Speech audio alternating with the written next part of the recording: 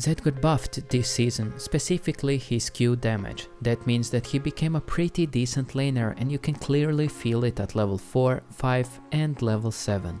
His Q at level 4 is 15 more damage, at level 5 it's 20 more damage, and at level 7 it's 25 more damage. That makes him a pretty strong laner who can actually pick up some solo kills if played right, unlike last season. His damage should not be underestimated. Today I'm going to show you my strategy of how I play Zed in laning phase. So first let's talk about the runes that I like the most. Electrocute and Conqueror are pretty good, but I find the most consistency going First Strike as of right now. I got this rune page almost every game. One more reason why I got this rune page is because it synergizes with Lethality Zed a lot, and that's my favorite playstyle. You can change Triple Tonic for Biscuit Delivery if you play against champions who have heavy poke like Ahri, Orianna, Hui and so on. Transcendence and Scorch are usually the best secondary choice that you can take, but when you play against champions who can all-in you like Qiyana, Sylas, or even against champions like Akshan who has really heavy poke, Bomb Plating and Overgrowth is super good. It mitigates a lot of their burst damage, which is super useful. Okay, now let me show you how my typical laning phase usually looks like. For my first item, I usually take Doran's Shield every game. The reason why is because Zed's level 1 and 2 are pretty weak, so in my opinion, it's more important to save more HP until you hit level 4 and 5 when you have more points in Q and where you can do better trades. Because Doran's Shield allows me to stay longer in lane, I usually go back when I have more than 1000 gold. On that way I can buy the strongest early game component for Zed, and that is Dirk. When you get Dirk, your Qs are gonna hit like a truck and your enemies are gonna be surprised. You can even snatch a solo kill with just that component.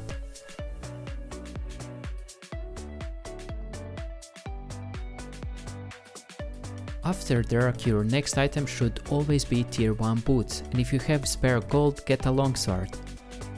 Since Riot buffed Opportunity, it became such a good laning item, and from that moment I really like to go Opportunity as my first item most of my games.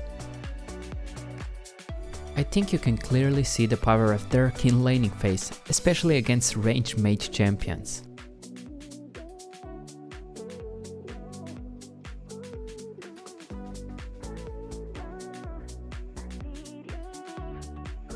When you get Opportunity, you can also finish your boots. Here, cashback that I take every game when I go First Strike Zed allowed me to just get enough gold to buy tier 2 boots as well.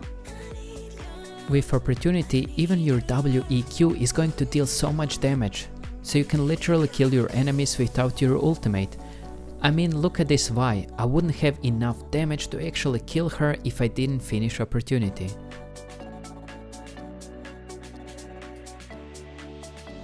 For my second item I usually go for Voltaic, and then after those two items I go for something more tanky like Spear of Sojin or Edge of Night.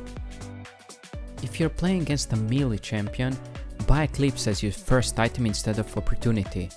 The reason why is because that shield that you get from Eclipse can help you survive all-ins from them, especially if you play against an assassin champion, and if you play against a bruiser, that max HP damage is going to come in really handy. The rest of the build is basically the same, go for Voltaic secondary after Eclipse.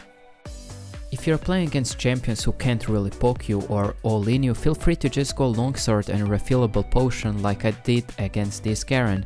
It's super easy to kite them and you can finish Eclipse faster on that way.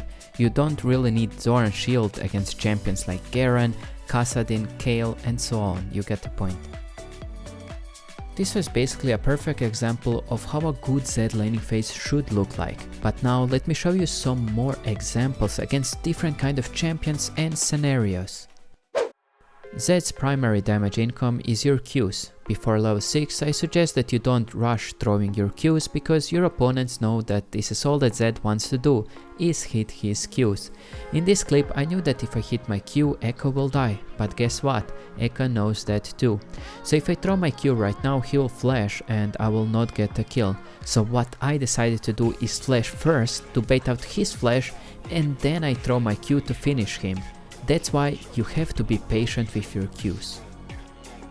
Using your flash plus WEQ is a great way to surprise your enemies and kill them because it's a pretty unusual combo.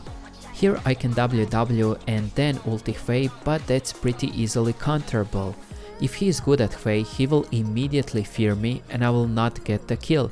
So what you can do is flash plus WEQ and voila, that's a kill. And even if I didn't kill him, if he survived with some little HP, I can just ult him and finish him off, but here I even saved my ultimate.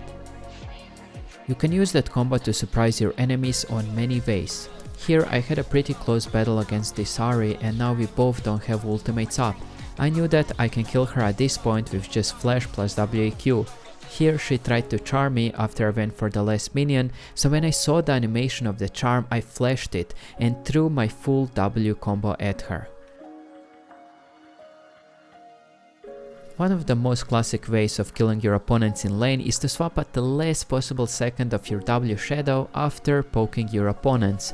If you do that, your Qs are going to come up again, so what you want to do is ult and then immediately throw your Qs because your opponent will most likely try to stun you with their CC ability, which makes it easy to hit your Qs. Against champions who have strong ultimates to counter Zed's ultimate like Lissandra and Kayle, you have to be careful to not ult them when their ultimate is up. But let me tell you a trick that you can do. So in this clip I'm waiting for Lissandra to use her abilities on minions so that her mana is below 100. When I see that her mana is below 100, I ult her and there is nothing that she can do because her ultimate costs 100 mana and she can't cast it anymore. So keep track of your opponent's mana as well as the cooldown timers, that's pretty important. Let me show you why it's so important to sometimes be patient with throwing your Qs. Here I'm against Rumble and I'm pretty healthy. I know that he has flash up, so when I ult him I just continue to out-attack him to see how he will react. If I throw my Qs too early and he flashes them, I can never kill him. So what I do is take my time and make him panic flash, then I WEQ to finish him off. Against this Talon it's a pretty similar case.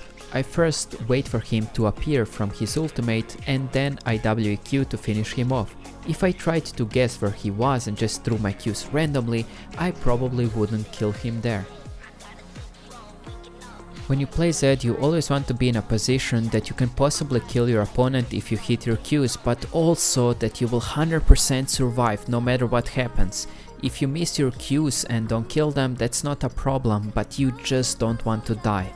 So that's why never dive your opponent if they have a CC ability up. Here I knew that Hwei already used his CC ability, so I used my ult to dodge his ultimate and there is nothing that he can do to stop me. I can always come back to my ultimate and I will live 100% of the time, but he might die if he doesn't dodge this last shuriken, which he didn't do because he was trying to panically run away. And that's everything for today. If you enjoyed this guide, feel free to leave a like or subscribe, but most importantly, have fun playing Zed. Until next time.